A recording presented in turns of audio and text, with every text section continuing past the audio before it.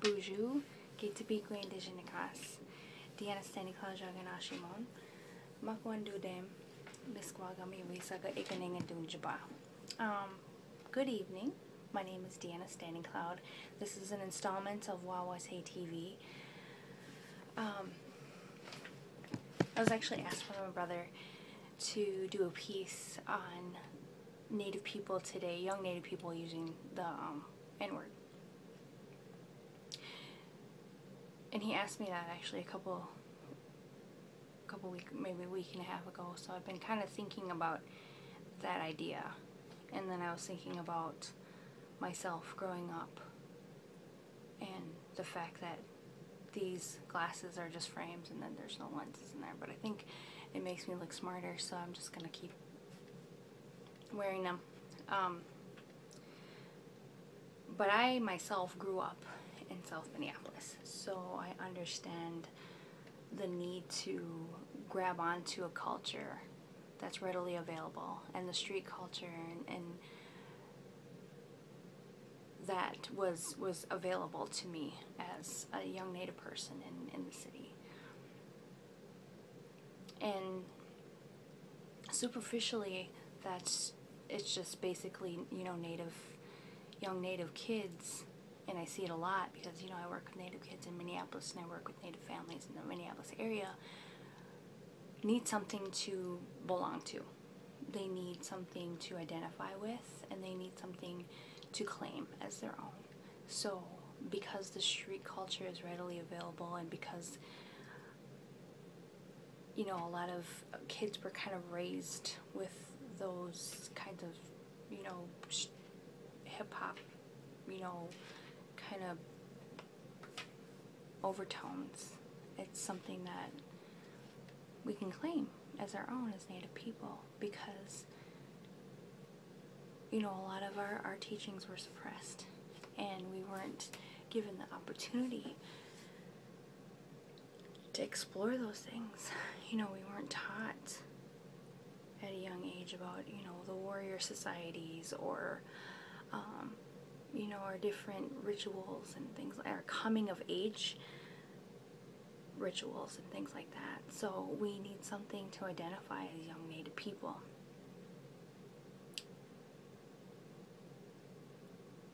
So one of the things, I guess one of my advice, you know, my piece of advice for young Native kids is to ask questions.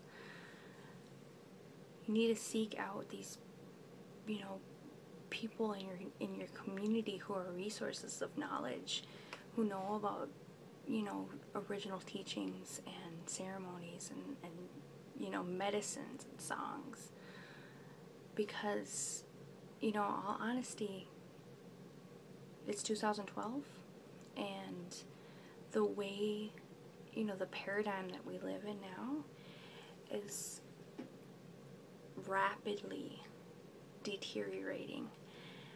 And, you know, people are going to turn to Indigenous people for the answer and for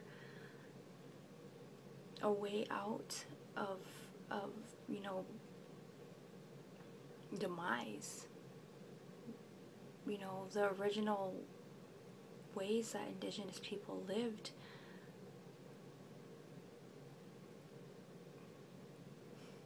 I mean, before contact, you know, Indigenous people lived for thousands and thousands of years with these great, you know, civilizations and tribes, and we had relations, and, you know, we had commerce and, you know, medicines and technology, you know, we had healing technologies.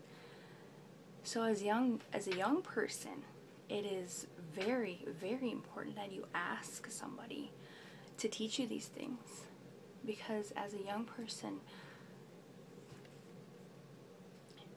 you're incredibly sacred, you're incredibly important, and there are things that should happen at your age. You know, at about 12 and 13 years old, the nation is supposed to be acknowledging your entrance into a new part of your life as a young person.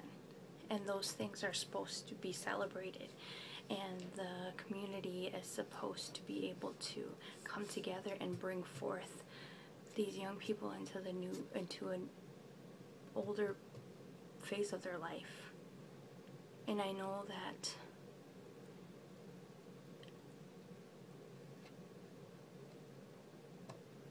we haven't been able to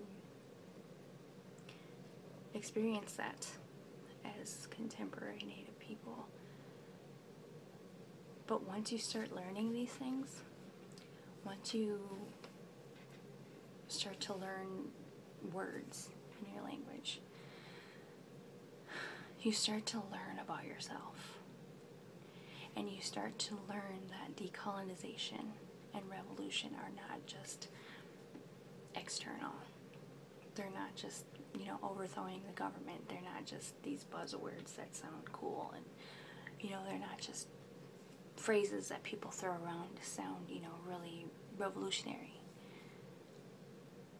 But decolonization and revolution are actually finding your language, being in, a ceremony, ceasing from using, alcohol and drugs, and pulling yourself out of, a violent gang culture. Weaning yourself off of these things. You're not supposed to be, eating the food, most of the food that's in grocery stores, So decolonization is a wide spectrum of different things that you can do, practical things as a Native person, as a young Native person, a practical thing that you can do to help aid in, revolution. Meditate every day. Don't, wean yourself off from smoking cigarettes. Wean yourself off from drinking pop. There's poison in a lot of this stuff. Eat more vegetables in the day. Find a quiet space and learn what you're good at, and learn what your place is in the community, and learn who you are as, as a spirit, as a human, as a member of, the Wahwahtay, or, the Anishinaabe Nation, or, whatever tribe you're from. If there are many tribes, if you're biracial, learn these things. Grow a plant. Practical things to help aid in the revolution. Yeah, it's revolutionary. It's revolutionary to make the decision to not go out on a Friday night, and instead, hey, I'm going to hang out with my younger brothers and sisters, and we are going to do something creative. We're going to bead, or, I'm going to watch a cool documentary, or we're going to watch some cool YouTube, documentaries, and we're going to learn a few things. I mean, yeah, people might say you're a little bit nerdy. I'm turning out to be somewhat of a nerd, but that's revolution, and that's decolonization. It's about your choices. It's about who you decide to surround yourself with, and if some people are not ready for those things, you have to start, surrounding yourself with people who are ready. Seek out those people.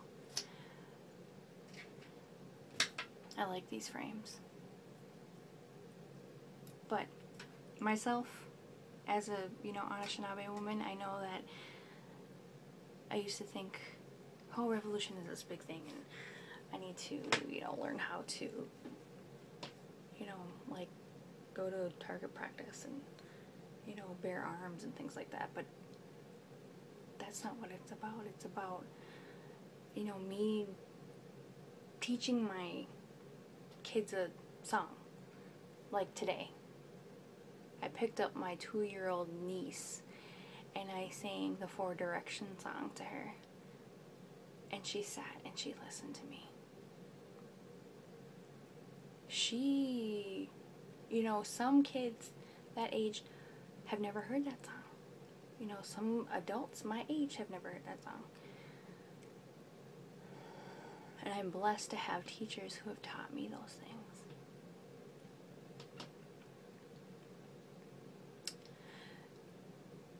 So it was a blessing being able to sit and stare into her eyes today and sing that song to her, because she listened to the whole thing. She listened to me call west, north, east, south, sky, earth. And the 7th direction is in yourself. You are the 7th direction. 7 grandfathers. 7 fires prophecy. 7. The 7 teachings. So, before I go off on a tangent, I'm just going to end there. So this is my first installment of Wahwahtay TV. I'm really happy that there are Native people out there, young Native people who are those new people that they talked about in that prophecy. Those young people with that sparkle that are waking people up. I really appreciate you doing your work, and I'm blessed, and I want to thank you all for being my teacher. Every single person, every single animal, every single plant, all my ancestors, I want to thank you for being my teacher. Miigwech and D-Rae Maganaduk. Aho Matakiase. Dokshai K1 Chiankete.